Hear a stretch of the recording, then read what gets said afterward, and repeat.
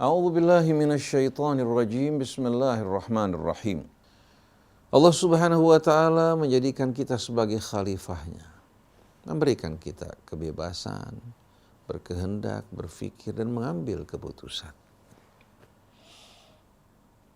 Allah Subhanahu wa taala memberikan kita lahan kehidupan. Setiap orang menanam sesuai dengan pilihannya.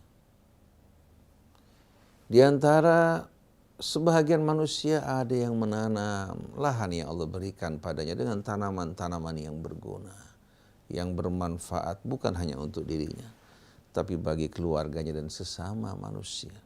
Bahkan juga menanam pohon-pohon yang mengeluarkan aroma yang semerbak dan indah. Semua itu hadirin sekalian adalah tanaman yang ditanam oleh tangannya dan Allah yang menumbuhkan dengan izinnya. Tapi sebahagian lagi mengabaikan lahannya hingga penuh dengan alang-alang, duri-duri, tempat bersarangnya binatang-binatang berbisa. Begitu pula keadaan kita manusia. Ada yang benar-benar bersyukur kepada Allah, memanfaatkan lahan kehidupannya untuk mengerjakan amal-amal soleh.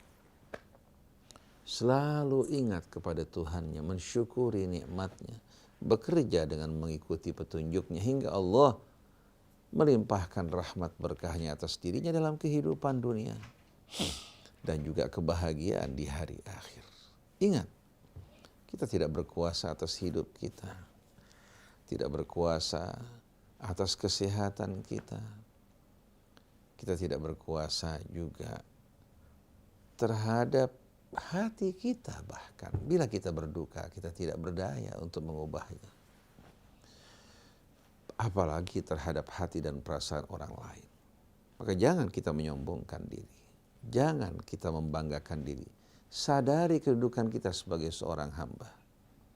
Tuhan kita yang maha pengasih, yang maha penyayang, yang maha tahu lagi maha bijaksana, menurunkan kitab dan firman-Nya untuk ditaati, bukan hanya sekedar dibaca dengan irama yang indah pada sholat wajib kita atau sholat tarawih kita. Masing-masing berlomba untuk menghatamkan Al-Quran.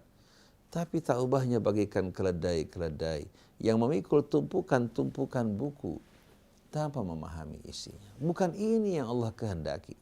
Tapi yang Allah kehendaki kita mempelajari kitabnya.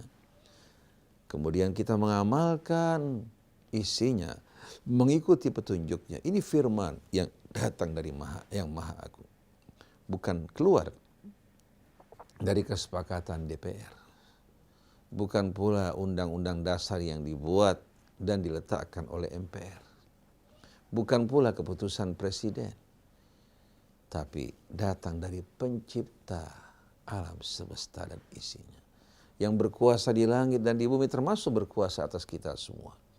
Oleh karena itu saya ingatkan diri kita, seluruh anak bangsa, apapun suku mereka, apapun bangsa mereka, warna kulit mereka, apapun latar belakang agama mereka, ingat, kita tidak akan mampu melepaskan diri dari pertanggungjawaban kita di hadapan Allah. Oleh karena itu, janganlah kita beragama berdasarkan warisan leluhur. Kita ikuti apa yang kita terima dari mereka. Jangan beragama karena pencitraan, benar salah tergantung pencitraan, bukan pemahaman yang benar itu benar, yang salah itu salah. Pencitraan, begitu pula warisan leluhur akan melahirkan kefanatikan yang membutakan mata kita. Tapi kalau kita memahami kebenaran itu benar, yang batil itu batil, kita lakukan satu pekerjaan ala basirah, sebagaimana yang dilakukan oleh Nabi di saat membimbing para sahabatnya.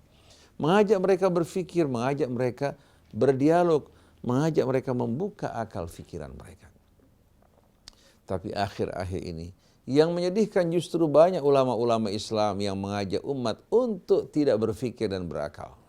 Seolah-olah antara akal dan kitab Allah terdapat pertentangan. Justru kitab Allah untuk menerangi akal manusia. Akal tanpa bimbingan dan petunjuk Allah bagikan kedua bola mata kita di tengah-tengah kegelapan, walaupun sehat tak akan dapat melihat. Begitu pula akal kita mudah sekali diperdayakan oleh hawa nafsu kita, oleh pengaruh adat, tradisi, lingkungan. Kita merasa bangga seolah-olah kita berada dalam kebenaran. Padahal kebenaran yang kita pegang, kebenaran dari pencitraan. Bukan kebenaran yang kita fahami dengan dalil-dalilnya, dengan fakta-fakta. Oleh karena itu lihat, bagaimana setiap kelompok-kelompok dan golongan Islam masing-masing merasa yakin dengan apa yang ada pada mereka.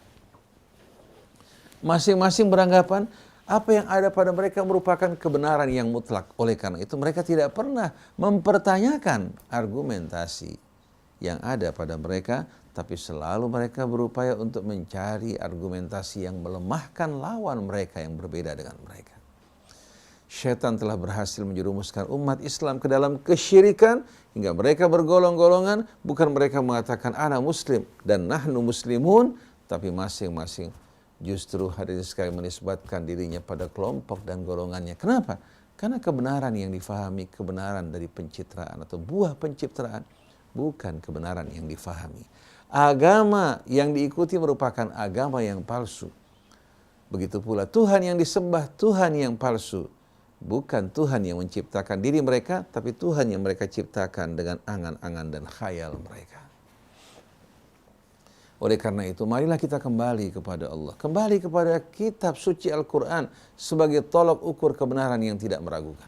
Apa yang sesuai dengan Quran benar, yang tidak sesuai batil tidak meragukan. Jangan benar salah diukur dengan golongan A, golongan B, atau dengan pandangan-pandangan kita. Pandangan kita harus dikembalikan kepada Al-Quran.